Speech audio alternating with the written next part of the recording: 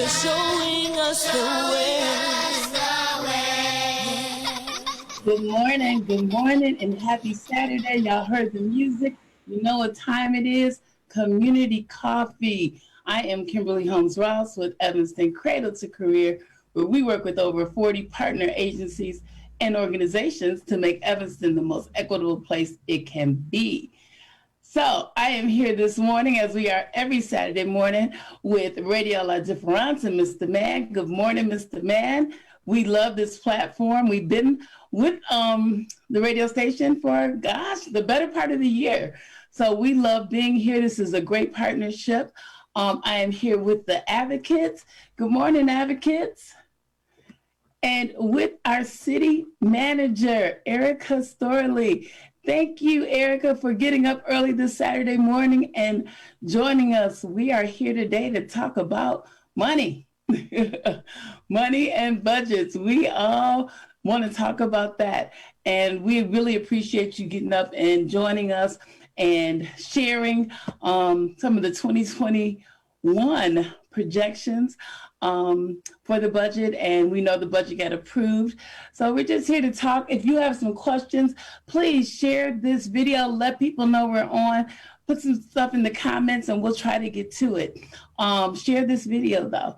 All right. So, Erika, again, thank you for coming. We're going to let you go ahead and just give us a brief overview of what 2021 is looking like for the city of Evanston. All right. Well, thank you so much. I really appreciate being able to be on the show today and to talk with everybody about the 2021 budget. It's really, at its core, our budget is a moral document. It really outlines, where we spend our money and where we place our resources, and that's a reflection of who we are as a community.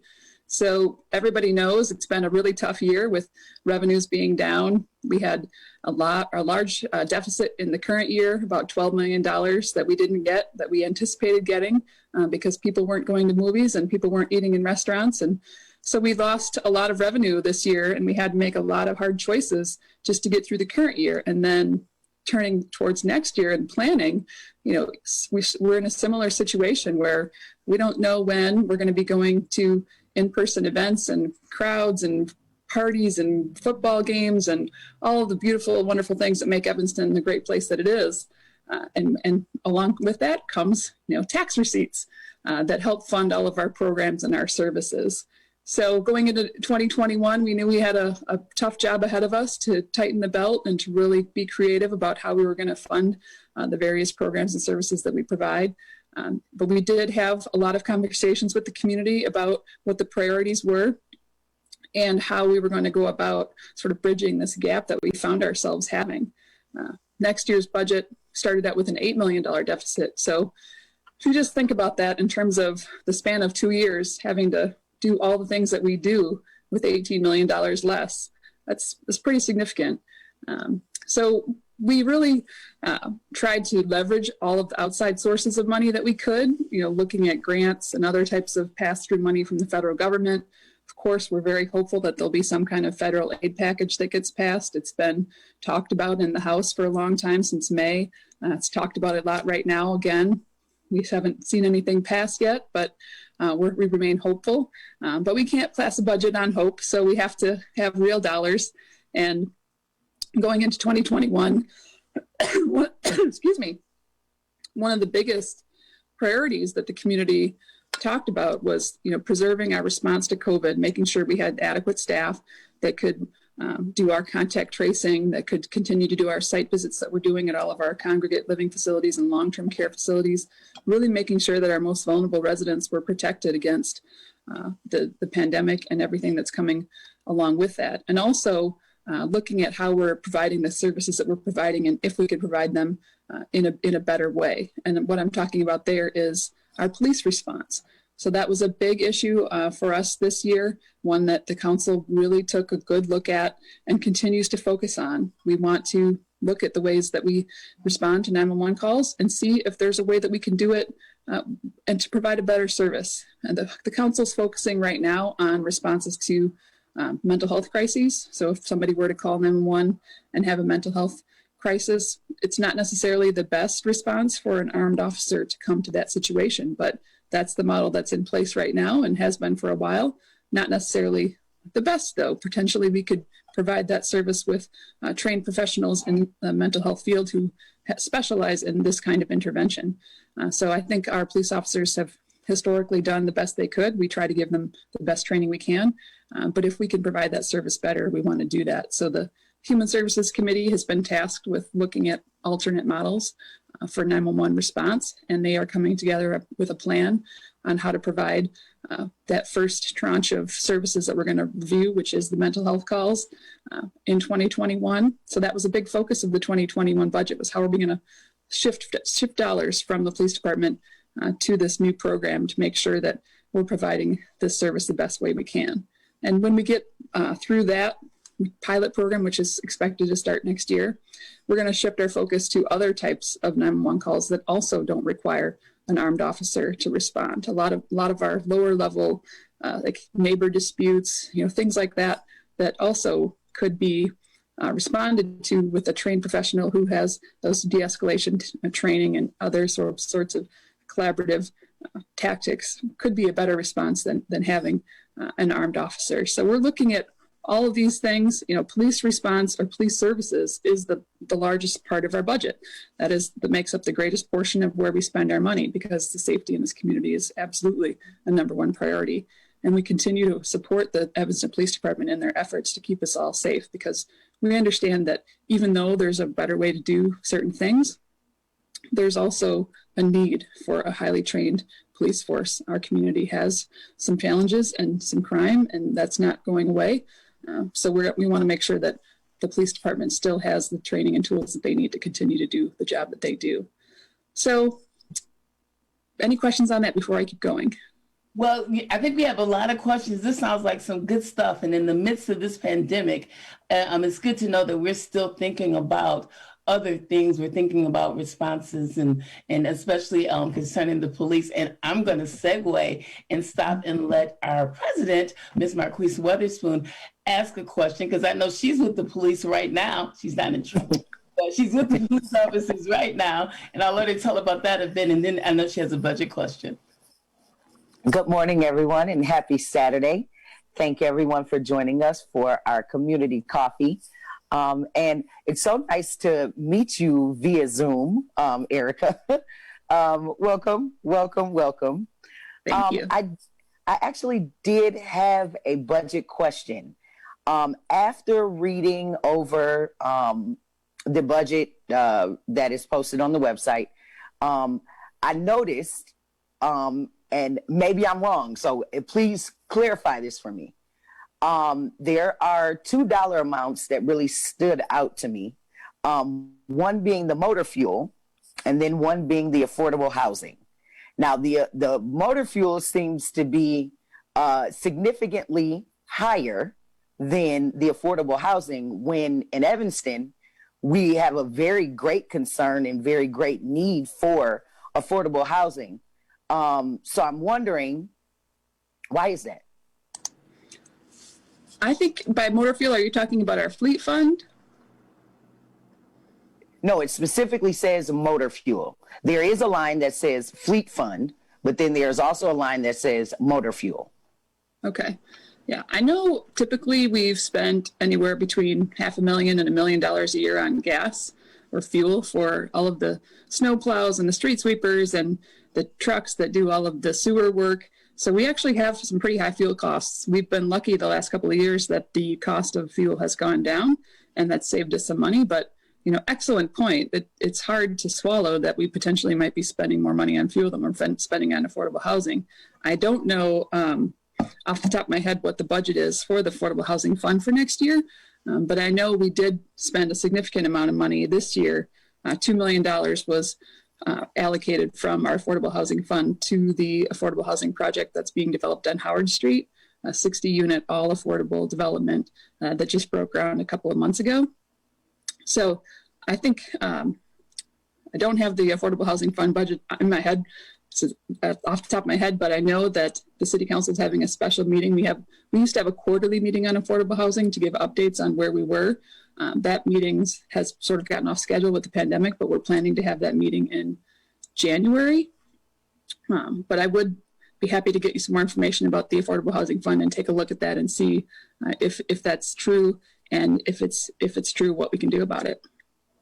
Yeah, because I obviously you don't have all these numbers in your head, but it's about $2 million for affordable housing and $4 million, double that, for motor fuel.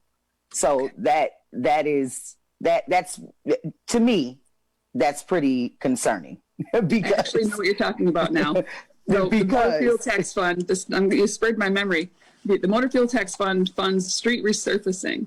So that's money that we get from our gas tax, and that money can only be spent on road improvement projects. So every time you go buy gas at the gas station, there's I don't know if it's 17 cents or there's some extra tax that it's added into the price of the gas, and that comes back to the city for us to maintain the infrastructure of the roads and things like that. So the state set that up in such a way that that money is comes from the drivers and then gets put back into the community in the form of that. So yeah, road construction projects are very expensive. And so it would make sense that it would be more money than the Affordable Housing Fund, but I'd still like to find more ways to fund our Affordable Housing Fund at greater levels that we're currently spending. Absolutely, since that is a very big concern for the Evanston community. But thank you so much, and I'll look forward to hearing more information regarding that. But I did want to invite everyone to come over to Christ Temple. Christ Temple Missionary Baptist Church at 1711 Simpson. We are having our annual gun buyback today. So you can come over in a safe environment. We're providing refreshments as well. And in a safe environment, and return any weapons, and the Evanston's Finest will be here to assist you with that. And they'll also be giving away $100 gift cards right in time for Christmas. So if you know anyone or you are that person, please come over. It would do your community a great service. Thank you so much, everyone. Thank you. Thank you. Always working, always working. Erika, we had a question in the comments about the community conversations. Where were they posted? How many people were in attendance? And they really wanted to know, then when will these affordable housing conversations continue? It seems like, the community is informed after the fact, or maybe doesn't know where to go to find this information. And we want to make it accessible. And if that's through us, through some other kind of postings, we want to make sure people know. Sure. Honestly, affordable housing is one of the most exciting things that I think that we have the potential to do over the course of the next few years. I think there's a tremendous amount of potential in Evanston to do some really amazing affordable housing projects. I'm not satisfied with how much we've done so far. I think that a few units here and a few units there, it just doesn't move the needle. We need to really go much bigger. And, this is one thing that City Council talked about a little bit over the course of the summer, was this concept of right sizing and reinvesting in our assets. And the fact that as a city, we actually own quite a bit of property, and the use for that property that in its current use might not be sort of what we call like the highest and best use. It might be better used for other things that could have greater value to the community. And so the City Council approved a study where we evaluated a lot of the properties and assets that we owned. And the City Council is going to be going forward into 2021, looking at those assets and deciding, what we should keep, what we should potentially reuse, and what, if we're going to keep, we should reinvest in. So when we own this much stuff, it's sort of like a big portfolio of assets. And there's a lot of city-owned property that could potentially be used for affordable housing sites. And one of the biggest barriers to affordable housing is, of course, land costs. So I'm really excited about what we're going to do next year. There is a section on the website dedicated to affordable housing, and there is a affordable housing steering committee that meets. Like I said, everything kind of got off track this year with the pandemic, but I'll make sure that I get you the information about those meetings so you can get it out to everybody. But you can always call 311 and ask when our next affordable housing meeting is going to be, or when that steering committee is going to meet, because there's going to be a lot of exciting things happening next year, like big things. But if you weren't aware, two very big things happened this year with regards to affordable housing, and one of them was that you can now build an accessible dwelling unit or accessory dwelling unit. It's a fancy word for like a coach house or a basement unit in your own home. So it used to be that, if you had a single family home, you couldn't make a separate entrance into the basement and have like another unit you could rent out to somebody else. That was a rule in Evanston or ordinance that's been overturned, and now you can do that. So that's going to open up, 20,000 single family homes in Evanston to potentially adding another unit either above the garage or in the basement. It used to be too that you couldn't rent those units to anybody outside your family. So it precluded you from like being a landlord to your own property. So that has also been overturned. And so there's a lot of really big momentum in the community to build more coach houses. And coach houses, a wonderful tool because you can offset your own property costs. You can get rental income. You can house your family members, aging parents. Things. It's just amazing. So even though we didn't have any really momentous other things with affordable housing this year, except for that groundbreaking I talked about with that 60-unit development on Howard Street, these two changes that a lot of the community members worked really hard to get changed are going to really make a big difference in the next 10 years. Those are very exciting, and we definitely don't want to miss out on this information. So we are going to be in close contact, and I'll make sure we're reposting and letting people know, exactly up to the minute what's happening. The units on Howard Street, Erika, are those rentals? Those will be rentals, and they are all, the whole 60-unit development is going to be affordable. It's a senior-specific development, but all of the units, I think half of them are reserved for, I think, down to 60% AMI, which is, you have to earn less than what the average income is. And then the other half of them are fixed rate. So if you're a senior on a fixed income and you only earn, $1,000 a month, the rate is set at 30% of your income. So you'd pay $300 a month for an apartment there if you get $1,000 a month in Social Security, and that would be, into perpetuity.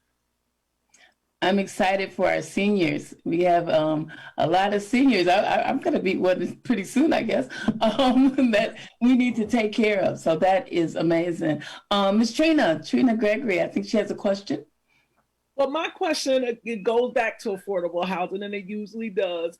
I'm looking at the amount for that line item and just wondering how much of that is going to go to house families who are on the lower income to like median income, because affordable, of course, is a relative term. What's affordable to me may not be affordable to somebody else.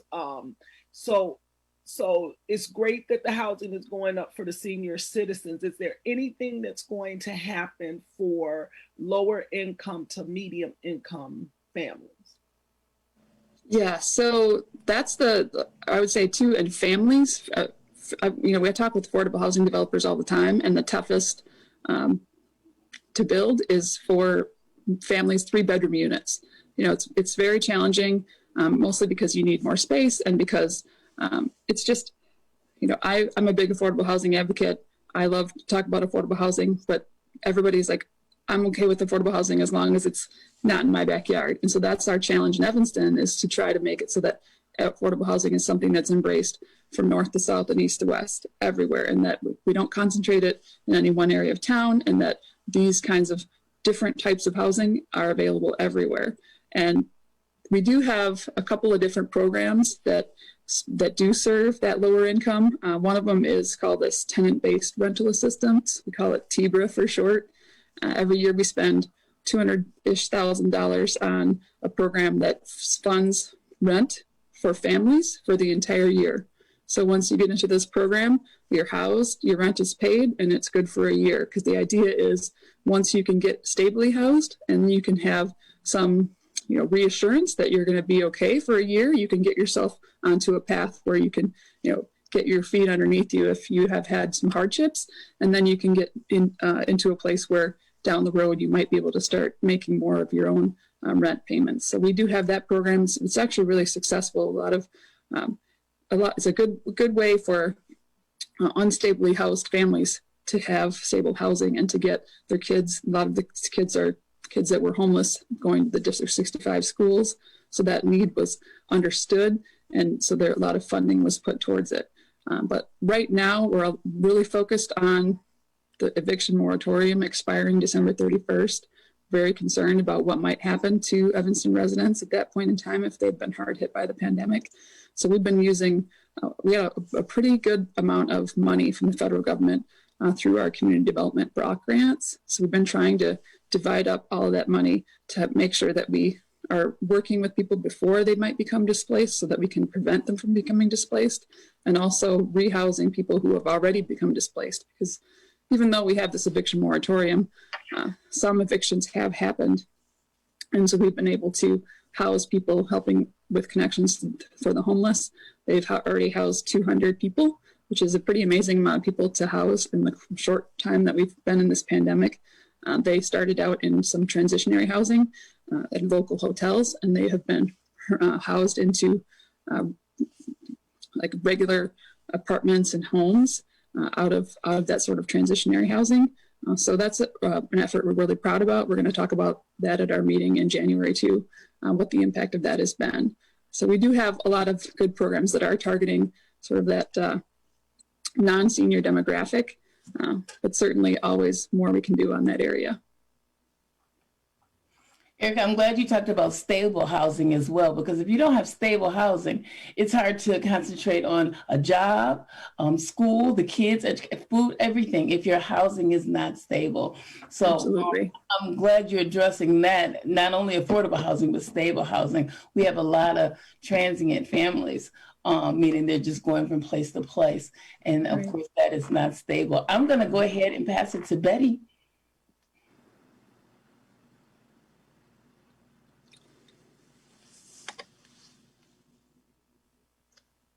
Good morning. Thank you for joining us, Erika. My question speaks to the Evanston Police Force and school resource officers, and what kind of training, and I know you said that there's plans and work for training and all of that, but when do you anticipate that training starting for discussing the intersectionality of mental health services and armed officers, and what that might look like in terms of equity and creating positive relationships with community members and the police force? And you're wanting to talk specifically about the school resource officers, or?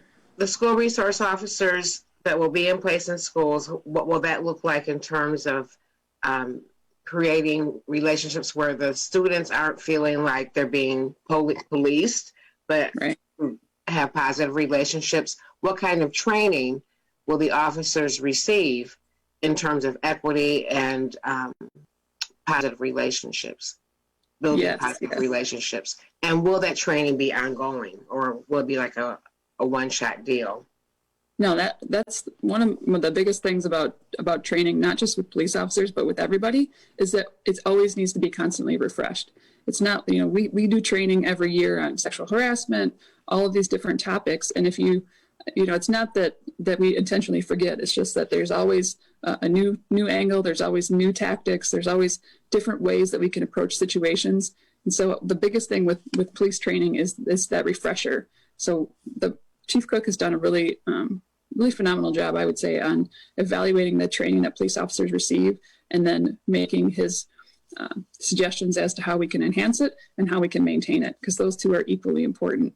And also looking at how we can integrate the equity work that we're doing into that training. So we've had a lot of conversations with different police trainers, and we've had a lot of sort of review of what training is we've done in the past for the police department, and then what works and what really hasn't worked, and where can we enhance what we've done, and where can we start new on areas where we think we need to provide more focus. Really interesting conversations have been happening in the community for the last year around the school resource officers. What role should they have in schools? And how does that differ from what role they've traditionally had? The schools in Evanston, we have a lot of kids in a small space at any given time, any given day. So with the threat of school shootings and things like that, it remains a concern. It's good for the police officers to have familiarity with the layout of these buildings and with, have those relationships with the administrators. But as far as that day-to-day relationship building with the students, I think that the school boards are still trying to come up with what they think the best model is, working in collaboration with us, so that when we get to an ultimate decision point, it would be the best thing for the community. Right now, District 65 is still wrestling with this issue at their school board level. So we don't have like a signed memorandum of understanding at this point yet with them regarding how the school resource officers are going to function in the schools once they reopen. But we're glad that we're having those conversations. They're really important to have. District 202 has had similar conversations with their school board, and it hasn't made a change yet, but I think they're still talking about it at that level too. So I'm glad that we're having these conversations. It's super important for us to have.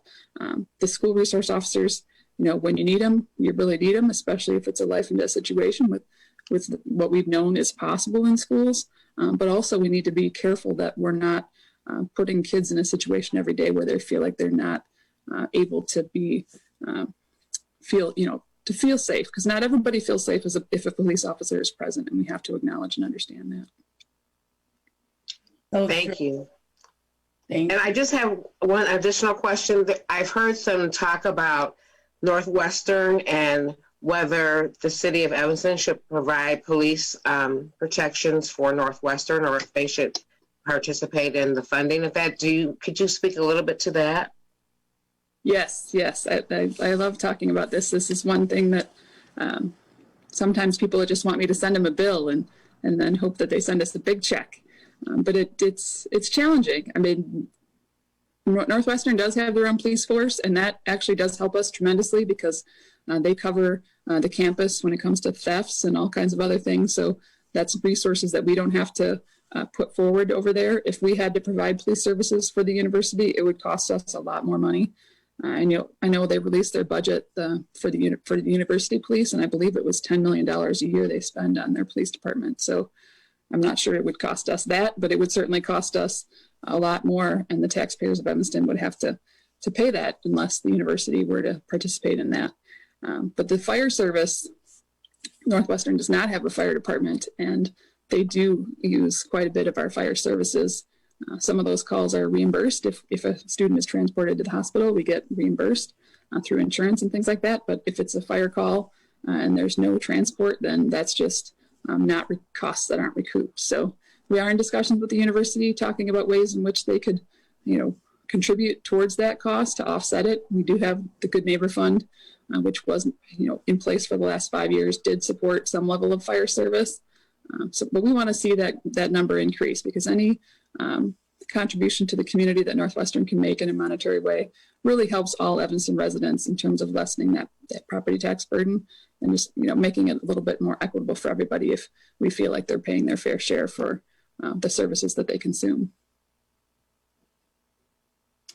Erika, we have a question from the audience. You talked about some eviction plans you had in place, moratoriums, but they wanted to know, did you have anything in place for landlords who are suffering quite a bit during this pandemic? Yes, Sarah Flax, our really awesome housing coordinator, has a program coming up I don't know if it's the December meeting, it might be, focusing on small landlords, because if small, not these big corporate entities that own some of these big apartment buildings, but if you're a mom and pop and you own two flats and you're renting them out, if you haven't gotten rent since March, that's pretty tough to pay those property taxes on that property and to pay those mortgages. So there is going to be some landlord assistance programs coming out. And I believe that is on either the December agenda or the January agenda, in terms of combining that with some of those pass-through dollars that we're getting from the federal government, because it would really be a loss if we started to, have a lot of those small mom and pop landlords have to go into foreclosure on some of those properties. Absolutely. And we want to make sure the right people get this great information that we're getting this morning. So we are going to absolutely share it. Tiffany had a question and she texted me. She's not able to come on camera. She said the response to COVID for Evanston has been amazing. What do we have in place? Because we don't know what's going to happen, but what kind of things do we have in place for 2021, if any? as it relates to COVID? As it relates to COVID. Yeah, I mean, first and foremost, the community has done a phenomenal job, really just getting the word out. In the early days, making sure that we were wearing the PPE and the masks before the mask orders came out. I mean, really, we were having a review of the timeline of our response last week, and it was staggering to me that it was almost a month after the first sort of cases started coming up, and we were having these daily discussions about the pandemic, and before we put that mask order in place. And so, you think about that now, it's inconceivable for us to imagine like going to the grocery store without a mask on. But for that first month, that's what we did. And, it doesn't make any sense now. And it's a good lesson that we learned. But in those early days when we didn't really know like that it was going to be as effective as it was, and that there was no clear consensus from the federal government coming down to us, that was a miss. But, our community has really embraced the precautions that we've put out there and really done a remarkable job of keeping our numbers low. And every time I see our numbers and I see that we're so far below even Wilmette and Skokie, I'm always impressed, and I'm always grateful to our residents for really, binding together in times when we can't be together, and protecting each other and protecting our community, because our numbers are truly phenomenal. And even with Northwestern coming back into session and bringing all the kids back that are on campus, even though they're not all here yet, their numbers are so small too. So in the grand scheme of things, we're doing relatively well.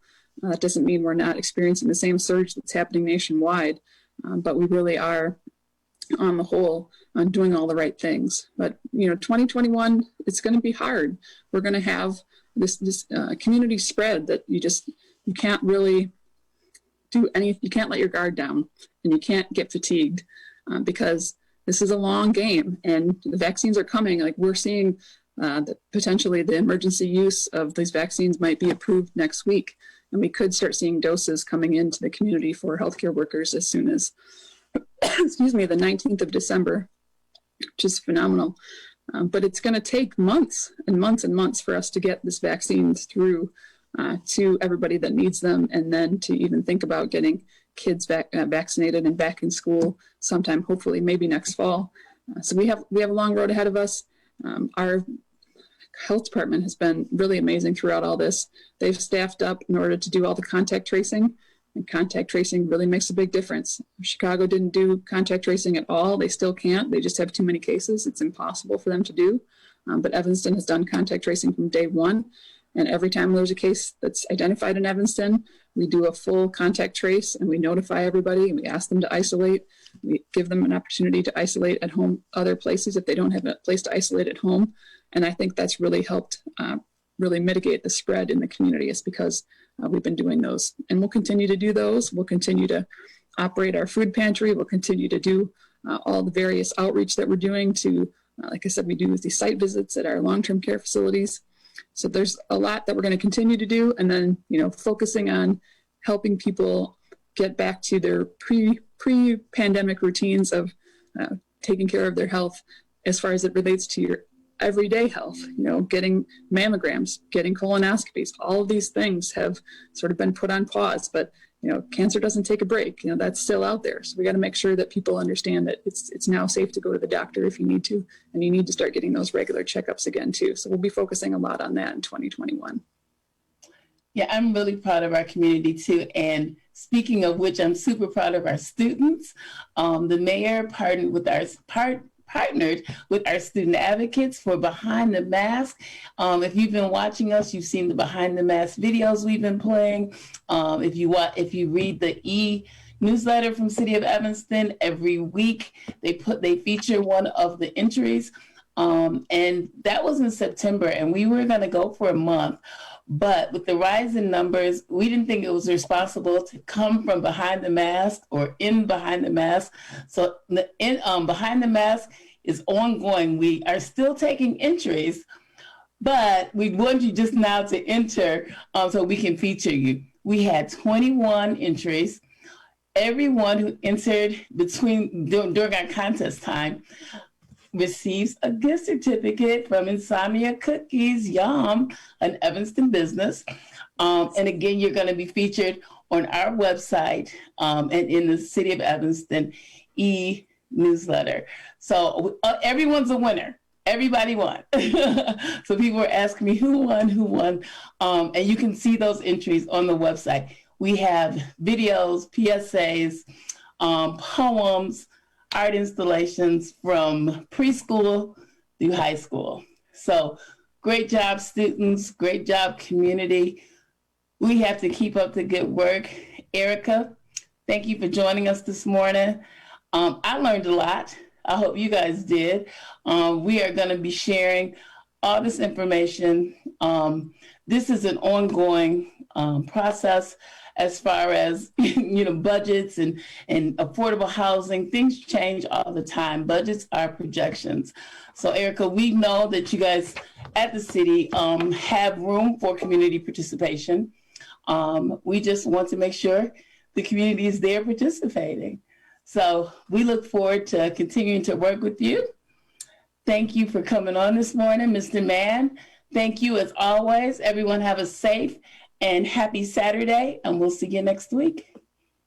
Thank you so much. Bye-bye.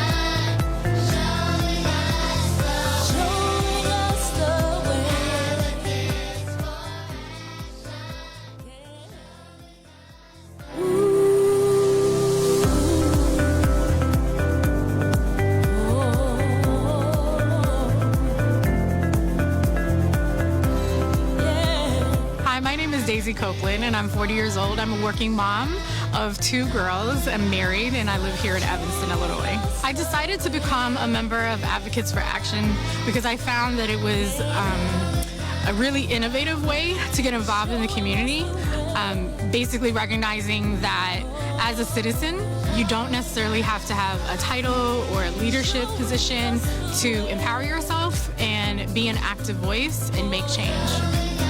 My name is Glenn Mackey, and happily married, and I'm a father of a daughter. Advocates for Action, I think, basically, to make it really simple, they're a group of concerned residents, citizens of Evanston, that have got together, organized ourselves, educated ourselves, and started a process of continuous learning and understanding and incorporating different ideas into our environment so we can start liberating people and educating people. The approach that I wanted to have as it pertains to the model of training for Advocates for Action, we call it the 4 Ds. It is determine, develop, deploy, and deepen. So the training with Pastor Dillard for me, I will say, was very interesting. I absolutely loved it. I look forward to my Saturdays, and I will go away, reevaluating some things. What makes Advocate for Action different than any other group is that we have over 40 organizations that we partner with, more resources. The issues that I'm excited to see the Advocates for Action help the city with is, frankly, issues that we're struggling with right now. And I think that, hearing the voices from a lot of people around this community will make sure that some of the social service programs and the really important youth programs that we have in the community are protected. My vision is for this group to become a cohort. My hope for the future of Advocates for Action is more members of our community will find their voice. I'm an advocate. I'm an advocate. I'm an advocate. I'm an advocate. I'm an advocate. I'm an advocate. I'm an advocate for action.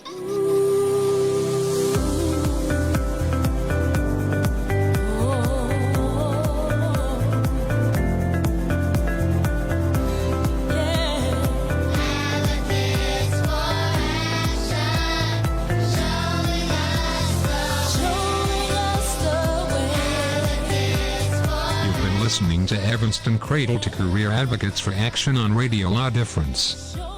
Please tune in again next Saturday at 10 a.m. for another show.